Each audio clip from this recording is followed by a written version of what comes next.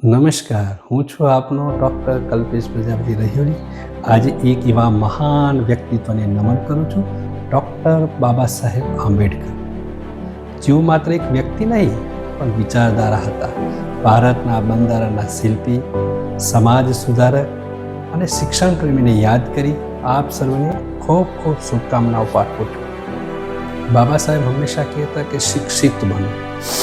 કારણ એ માત્ર એમના શબ્દો નથી પણ જીવન બદલવાનો મંત્ર છે. બાબા સાહેબ કરતા કે ખાવાના પૈસા નહીં હોય તો ચાલશે, પગમાં પગરખાં નહીં હોય તો ચાલશે, પણ હાથમાં પુસ્તક હોવું જોઈએ. કારણ પુસ્તક હાથમાં હોય તો અંધકાર નથી રહેતો, પુસ્તક હાથમાં હોય તો અંધકાર નથી રહેતો, શિક્ષણ હોય તો માણસ નાનો નથી રહેતો.